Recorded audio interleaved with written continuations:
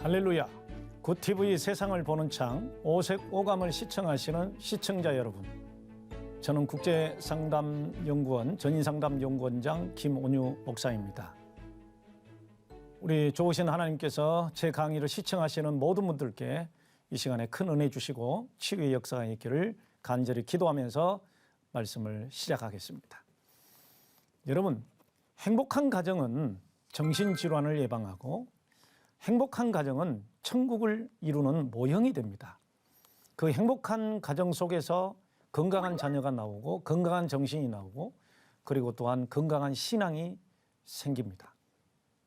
로마서 14장 17절에서는 천국이라고 하는 것은 먹고 마시는 것에 있는 것이 아니라 의와 평강과 희락이라는 말씀을 하셨습니다. 오늘 여러분, 제가 지금 인격장애에 대해서 계속 강의를 하고 있는데 어떤 아브라함 카이퍼라고 하는 분은 우리 인간의 행복을 빼앗아가는 세 가지 요소에서 첫 번째는 우리 그리스도인들에게서는 마귀가 역사하기 때문에, 특히 마귀는 우리의 마음과 생각을 장악하고 있기 때문에 행복이 없다, 이렇게 말을 했습니다. 그 다음에 두 번째로는 우리의 상한 마음입니다. 우리가 어떤 상처가 많고 불행한 가정에서 자랐을 때 행복을 이루어가기가 쉽지 않다는 거죠. 그리고 또 인간의 욕심 때문에 행복을 무너뜨리는 일들이 생긴다고 합니다. 우리 그리스도인들이 행복하려면 자기 욕심이 없어야 된다는 거죠. 그런데 이 심리학에서는 또 정신과에서는 욕심이라고 하는 것은 본능, 욕구가 채워지지 않을 때 욕심을 가져온다고 말을 하고, 성경에서는 욕심이라고 하는 것은 사탄이 가져다 주는 것이고 타락한 인간의 마음이 곧 욕심을 가져오게 돼서 그 욕심이 잉태한 즉 죄를 낳고 죄가 장성한 즉 사망을 낳느니라, 이렇게 말씀을 하고 있죠. 자, 오늘은 인격장애의 진단과 치유에 대해서 설명을 하고 그 인격장애가 무엇인지, 그리고 또 인격장애가 우리에게 가져다 주는 불행이 무엇인지, 거기에 대해서 우리가 나누면서 치유 기도하도록 그렇게 하겠습니다. 자, 오늘 성경에 보면 그가 찔림은 우리의 허물 때문이요 그가 상함은 우리의 죄악 때문이라. 그가 징계를 받음으로 우리는 평화를 누리고 그가 채찍에 맞음으로 우리가 나음을 얻었도다. 자, 찔림, 상함, 징계, 이 세 가지는 인간이 가지고 있는 고통과 불안입니다. 그리고 불행입니다. 그런데 그 불행을 예수님께서 우리를 위하여 대속해 주셨습니다. 어디에서 대속하셨어요? 십자가에서 대속해 주셨습니다. 아까 아브라함 카이퍼가 말하는 것처럼 인간이 가지고 있는 죄성, 육체의 욕심, 사탄의 역사, 그리고 또한 인간이 가지고 있는 수많은 비인격적인 문제들이 우리를 불행하게 한다면 인격장애 자체가 우리를 불행하게 만들고, 그 인격장애는 무엇과 연결이 되어 있습니까? 죄와 연결이 되어 있던 것을 우리가 발견할 수 있습니다. 자, 예수님이 십자가에서 대속하신 것은 우리의 죄를 대속해 주셨습니다. 죄가 있기 때문에 사망이 있고, 죄가 있기 때문에 고통이 있고, 죄가 있기 때문에 우리에게는 지옥이라는 것이 있습니다. 그것을 주님께서 대속해 주셨다는 겁니다. 그러면 인격장애를 죄라고 이야기한다면 신학에서는 본질을 뭐라고 이야기합니까? 신학에서는 본질을 죄라고 말합니다. 죄라고 했을 때 죄 자체가 죄성입니다. 사도 바울은 그 죄성을 심플레이처, 죄의 본성, 이렇게 이야기했고 육체의 욕심, 이렇게 이야기를 했습니다. 로마서 7장 19절에서 바로 이 육체의 욕심이, 또한 육체의 법이 바로 나를 죄로 끌고 간다라고 울부짖었던, 오호라 이 사망의 몸에서 누가 나를 건져내랴 했던 이 사도 바울의 외침이, 그 갈등의 외침이 바로 이 죄성이라는 겁니다. 에베소서 2장 3절에서는 그 죄성이 하나님과 우리의 관계를 원수지간이 되도록 만들었고, 우리는 그 죄성을 어떻게 가지고 있습니까? 본질상 진노의 자녀랍니다. 이렇게 기독교 심리학에서는, 기독교 상담학에서는 또 말합니다. 인간이 죄를 지으니까 죄인이냐 아니면은 죄인이니까 죄를 짓느냐 이렇게 물어보기도 하죠. 여러분 이 말씀을 들을 때 어떤 감정이 생깁니까? 내가 죄인이니까 죄를 짓는다. 자, 죄책감이 어떻습니까? 아니면 죄를 지으니까 죄인 되었다. 죄책감의 강도가 어떻게 달라집니까? 자, 그 다음에 우리가 가지고 있는 죄는 심리적으로 봤을 때 허물이라는 단어를 쓰죠. 아까 우리의 허물을 인하며 그랬을 때 그 허물이 뭐냐? 그 허물도 죄라는 겁니다. 그래서 시편 32편 1절, 이사야 53장 5절에서 전부 다 허물로 이야기하고 있습니다. 허물의 사함을 받고 죄가 사함을 받은 사람은 복이 있도다. 이렇게 고백을 하죠. 그럴 때 심리적으로 허물이라는 것은 연약함 때문에 오는 죄, 그리고 무지하기 때문에 오는 죄. 그래서 내 백성이 지식이 없으므로 망하는도다. 인간은 무지한 것도 죄가 되는 것이고 연약함 때문에 어떤 두려움 때문에 짓는 것도 죄이기 때문에 그 허물도 역시 죄라고 그렇게 정의하고 있습니다. 그 다음에 이제 가장 중요한 것이 바로 행동으로 범하는 죄인데 습관적인 행동입니다.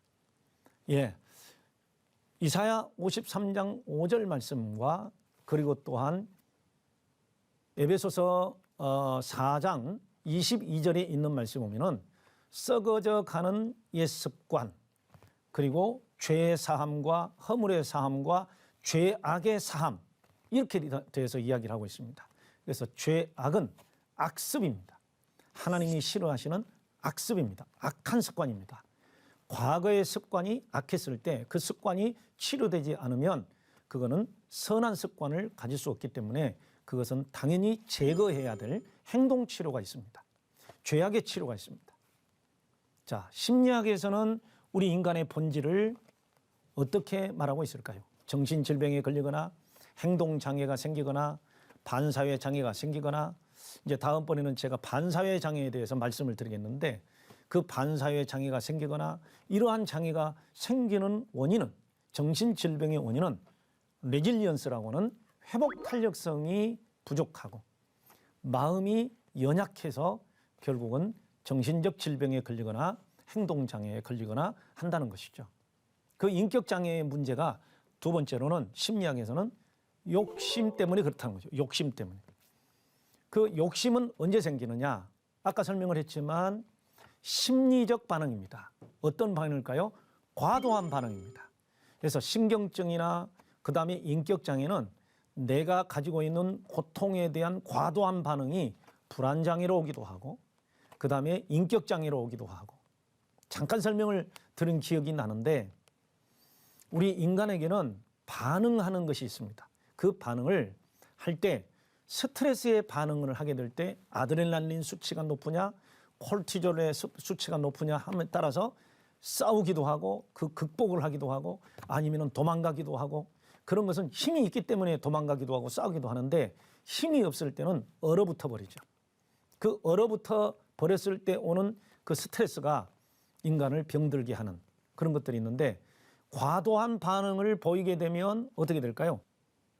행동장애로서 인격장애가 되기도 하고, 언어적인 반응, 행동의 반응, 이것이 폭력이 되기도 하고 폭언이 되기도 하고 중독이 되기도 하고, 그 다음에 심적 반응은 어떻게 될까요? 마음이 과도하게 반응을 보이게 되면 그 스트레스를 이기지 못해서 신체적인 어떤 증상이 나타나기도 하고 아니면 우울증이 오기도 하고, 좌절이 될 때 우울증, 싸우기로 나갈 때 폭력적 충동 조절 장애, 이런 것들이 생기기도 하죠. 자, 심리학에서는 또 인격 장애에 대해서 어떻게 이야기를 하는 건가요? 병리적인 현상이다, 이렇게 이야기를 하죠. 병리적인 현상. 다시 말해서 행동장애. 행동장애는 사실 성인이 되기 전 만 18세 이전까지 생기는 ADHD나 뚜렛장애, 틱장애, 품행장애 뭐 이런 것들을 행동장애라고 이야기하는데, 성인이 대해서는 행동장애라는 단어를 쓰지 않습니다. 왜 그럴까요? 성인이라는 것은 자기 감정을 조절하고 자기 행동을 조절하고 모든 사람과의 관계에서 어떻게 할 것인가를 인지하고 습득되어져 있는 관계이기 때문에 이미 그 뇌 기능이 완성되어 있는 단계이기 때문에 국가에서도 모든 법률에서도 성인이 돼서는 행동장애라는 말을 쓰지 않습니다.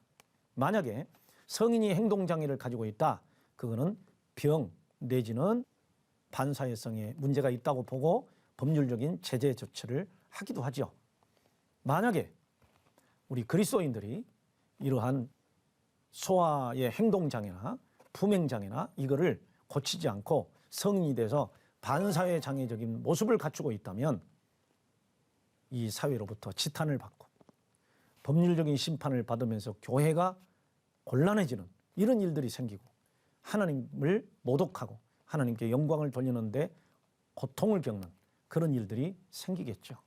자, 그래서 인격장애는 반드시 치유돼야 되고 치유 이전에 어릴 때부터 인격장애가 있는지 없는지 정신병적인 문제가 있는지 없는지를 잘 보고 관찰하고 양육하고 그리고 하나님의 말씀과 기도로 거룩하게 만들어지는 그러한 신앙교육이 절대적으로 필요한 것 같습니다. 자, 그러면은 소위 말하는 인격장애도 정신질환으로 우리가 보기 때문에 그 정신질환을 제가 상담하다 보니까 물론 그동안에 많은 학자들과 이상심리학자들 그리고 정신과 적인 의사 선생님들이 다 이렇게 정의해 놓은 뭐 장애, 질병, 패솔로지, 그다음에 디스오더, 장애, 그다음에 어떤 성격, 캐릭터 아니면 퍼스널리티 이렇게 구별을 해놔서 다 했지만 제가 상담을 계속하고 치료를 하다 보니까 이런 사역 가운데서 이렇게 정리를 해놓은 것을 오늘 여러분들이 볼 수 있습니다. 자, 그래서 이거를 제가 NDP로 나눕니다. N은 정상이라는 겁니다. 정상이라는 건 뭐냐? 일상생활이 가능하고 적응 상태가 되어져 있는 상황입니다. 대화를 해도 말이 통하고 감정소통이 되고 의사소통이 되고 그래서 사회생활에 직장생활에 학교생활에 지장이 없고 소위 말하는 공동체 생활에 적응이 되어져가는 그런 상태를 정상인데 이 자체를 우리는 성격 그렇게 말합니다. 정상 성격 이렇게 말하죠. 그런데 막상 심리치료가 필요하고 인지치료가 필요한 약간의 좀 피로가 필요한 그러한 그 치료가 필요한 단계에서 치료를 느끼지 못하는 그런 단계를 저는 억압을 당하는 상태요 경계선 상태라고 그렇게 이야기를 합니다. 여기서 경계선은 보더라인입니다. 바운더리가 아닙니다. 보더라인이기 때문에 어떤 병리적인 입장에서 설명을 하자면 지금 내가 억압당하고 있는 상태 그러면서도 마음이 힘들어 이런 상황 평안하지 않고 이런 상황이죠. 이 단계에서 치유가 안 되고 상담이 안 되고 계속 억압되어 있다가는 시간이 지날 때 그것이 폭발하거나 아니면 병리적인 현상으로 나타날 때가 있습니다. 그거를 저는 부적응 상태라고 그렇게 말합니다. 이 부적응 상태가 D인데 만약의 경우에 디프레션 하면은 우울증 상태, 무기력 상태, 디스오더 그러면은 어떤 상태일까요? 장애 상태가 되죠. 이것은 상담 치료로 가능한 단계가 있고 그 다음에 두 번째로는 전문 상담과 치료가 필요한 상태가 있습니다. 일반 상담 치료는 그냥 가정에서나 교회에서나 학교에서나 말씀 치료 그 다음에 또 뭐 상담하는 분하고 이렇게 관계에서 이렇게 하는 그런 치료가 필요할 때가 있습니다. 그런데 그런 사람은 이런 일반 상담을 통해서도 충분히 극복이 되고 치료가 되는 단계가 있죠. 그런데 여기서 조금 더 심해지면 이제 전문가 상담이 필요합니다. 다시 말해서 신경과 여러분 정신과하고 신경과가 다릅니다. 신경과는 통제가 가능한 상태입니다. 그리고 좀 이렇게 뭐라 그럴까요? 약물 치료도 가능하고 상담 치료도 가능한 상태가 신경과적인 관계입니다. 그러나 정신과는 한국의 신경정신과 정신 전문의는 10%에서 20%밖에 되지 않습니다. 이거는 전문 병원입니다. 그래서 전문 상담을 하고 치료하는 그런 단계에서는 약 3개월 정도의 약물 치료를 권장할 수 있는 전문인이 필요합니다. 그게 바로 신경과 의사들입니다. 자, 이 전문 상담 치료가 필요한 단계가 있고 그러다가 이게 조금 경계선으로 갑니다. 그 경계선이 바로 보더라인 디스오더인데 이 경계선 장애가 왔을 때는 결국 정신증일 수도 있고 신경증일 수도 있기 때문에 이것은 전인적인 상담과 치료가 필요합니다. 어떨 때는 약물 치료와 그리고 상담 치료를 병행해야 되는 것입니다. 근데 저 같은 이제 상담가는 정신과 의사나 신경과 의사에게 이름을 하고 동시에 같이 상담을 진행하는 그런 전인적인 상담을 하고 있고, 또 우리 기독교 상담은 어디까지나 말씀과 기도로 상담을 하고 치유를 해야 되기 때문에 전문 상담은 전문가적인 치료 방법은 전문가에게 의뢰하고 있는 그런 실정입니다. 자, 그 다음으로 넘어갑니다.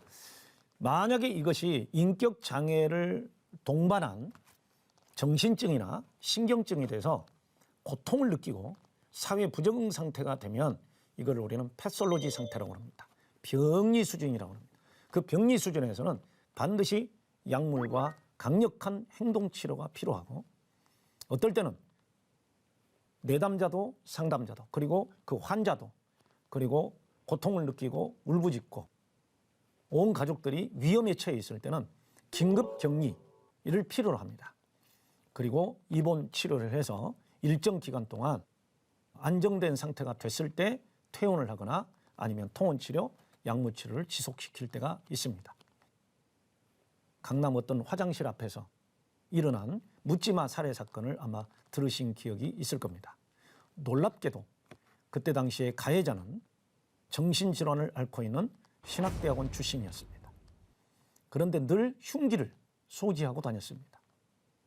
화장실에 가기 위해서 여자친구에게 나 화장실 다녀올게 하고 들어간 남자친구를 뒤로 하고 잠깐 스마트폰을 보면서 웃고 있는 그 상황에 망상에 사로잡히고 정신증에 사로잡힌 그 환자는 흉기를 꺼내서 왜 나를 무시하냐고, 나를 보고 왜 비웃냐고 그렇게 하면서 정말 무참하게 살해를 한 사건이었습니다. 아직도 그 회자되고 있는 정신질환자들의 살인 행위와 그리고 또한 인격장애자들의 폭력성이 지금 계속되고 있습니다. 우리는 이것을 어떻게 해석하고 치료해야 될 것인가? 국가적인 상황이고 우리 공동체 안에서도 쉽게 볼 수 있는, 앞으로 계속 늘어나고 있는 그런 상황에서 우리는 어떻게 기도하고 치료해야 될 것인가? 대응해야 될 것인가? 큰 문제가 아닐 수 없습니다. 자, 그렇다면 인간의 인격은 이렇게 일단 형성이 됩니다. 사람이 가지고 있는 몸과 마음과 영혼은 유전성이 있다고 볼 때 그 유전성 인격이 바로 기질이라는 것입니다. 기질. 이 기질은 부모로부터 타고납니다. 그래서 재미있는 얘기로 유전학적인 걸 볼 때 우성이냐 열성이냐에 따라서 이렇게 되잖아요. 자, 세 가지가 유전이 되는데 하나는 체질. 그 다음에 체질에도 기질이 있는데 A, B, C, A형, B형, O형, 그리고 AB형 이런 것도 역시 유전적 기질이 되고 성격이 되겠죠. 그 다음에 또 담즙질, 다혈질, 우울질, 점액질 이런 것들도 다 성격이 되겠죠. 그래서 기질은 유전이 되고요. 그 다음에 두 번째 체질이 유전이 되고, 그 다음에 세 번째로 우리 기독교 상담, 우리 전인 상담에서는 영성도 유전된다. 기질에 따라서, 체질에 따라서, 그 사람이 가지고 있는 성품에 따라서 성경을 해석하는 관점이 좀 다르고요. 그리고 하나님께 기도하는 모양도 다르고, 신앙생활에도 나는 수목교회가 맞아, 나는 장로교회가 맞아, 나는 감리교회가 맞아. 이상하죠? 이러한 그 교단도 그 기질에 따라서 달라요. 성품에 따라서 달라요. 어릴 때부터 어떤 신앙생활에 맞는지 그것도 달라요. 그것도 영성입니다. 그 다음에 종교가 영성입니다. 그래서 어떤 무속적인 거, 불교적인 거, 그 불교의 영성과 또 생각하는 사고가 많은 이 기독교의 영성, 이거를 가족들이 가지면 어떤 가족이냐에 따라서 그 영성이 다르다는 거죠.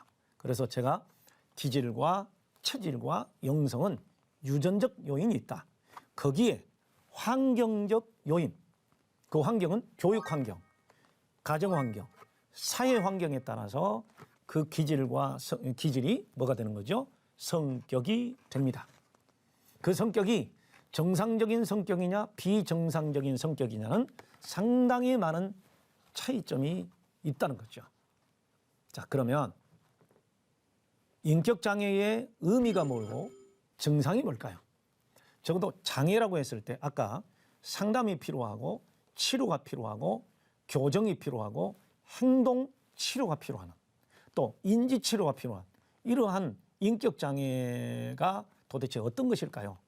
그래서 인격장애라는 것은 개인의 성격 자체가 아주 특이하고 첫 번째가 특별합니다. 보편적이지 않습니다. 좀 강한 얘기로 상식적이지 않습니다. 그 다음에 두 번째 정말 중요한 것은 부적응적인 삶이 지속됩니다. 부적응적인 삶이 지속됩니다. 여러분 적응이라고 하는 것은 어떤 사회 환경에서도 신축성이 있고 온유하고 여러분 온유하다는 말은 이렇게 모든 것을 수용해서 내 편으로 만들 수 있는 마음. 예수님의 마음이 온유한 마음이었죠. 바로 그 부분입니다. 그래서 적응하지는 못한 어떤 사회 환경에 적응하지 못하는 삶이 지속되죠. 그 다음에 세 번째가 굳어진 상태인데 전문 용어로 이거를 고착이라는 단어를 써요. 어떤 사람은 5살 상태에 굳어진 사람, 어떤 사람은 10살 상태에 굳어진 사람.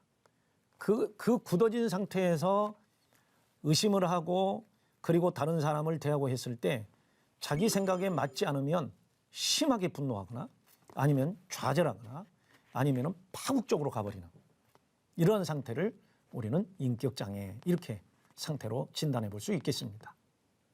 그러면서 지속적인 내적 경험과 행동 양식이 그에 속한 사회 문화적 기대에서 심히 벗어난다.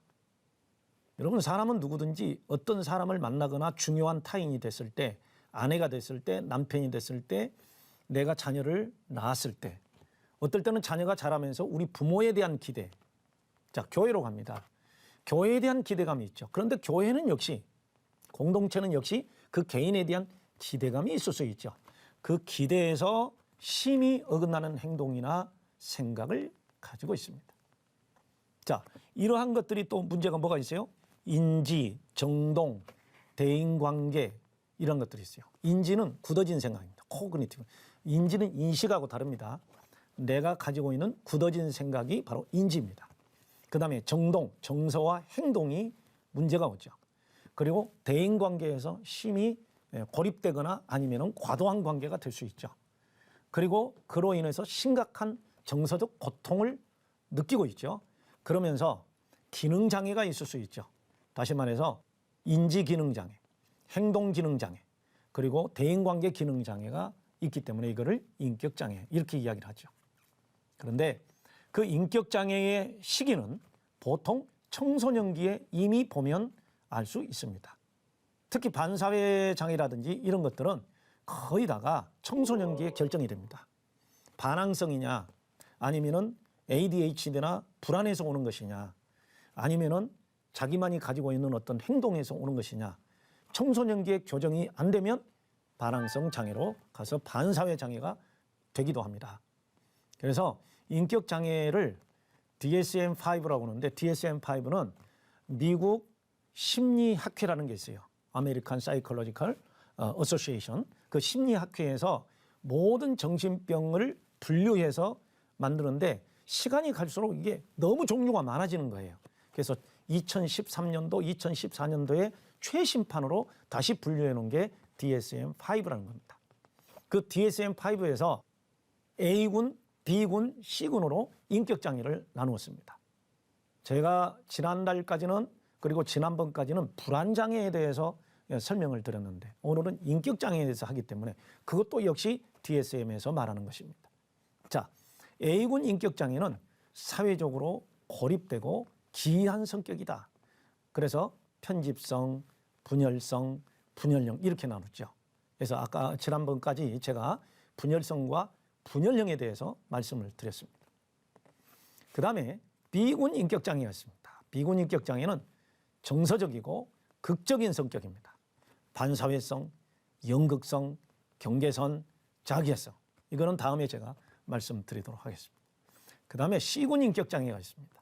심히 불안하고 두려움을 많이 느껴서 생기면서 또한 그대로 지속되고 있는 사회 부적응 현상이 강박성 인격장애, 의존성 인격장애, 회피성 인격장애입니다. 그래서 지금부터 제가 이러한 A, B, C군을 나누면서 진단을 할 때 하나씩 보다 보면 내가 장애 수준인지, 내가 어떤 정말 이거는 병적으로 치료를 받아야 되는 그런 수준인지, 아니면 기도하고 상담받으면 될 수 있는 수준인지를 스스로가 진단할 수 있겠습니다. 여러분, 이 인격장애에서 벗어나 행복하게 사시기를 바랍니다. 자, 우리 같이 이렇게 기도하고 한번 오늘 마치도록 하겠습니다. 주여, 저는 역기능적 기질과 환경으로 인해 매우 특이한 성격이 있어서 대인관계에 영향을 미치고 있습니다. 성장 배경이 역기능적이어서 왜곡된 신념을 가지고 있습니다. 영적 배경이 사술적이어서 악령으로부터 공격이 심하고 신앙생활이 힘들었습니다. 늘 불안하고 답답했습니다. 주님의 십자가와 부활의 은혜가 필요합니다. 하나님의 말씀으로 세상을 이해하고 바라보는 마음의 창이 여러분 앞에 열리기를 소망하며 이 시간 마치겠습니다. 감사합니다.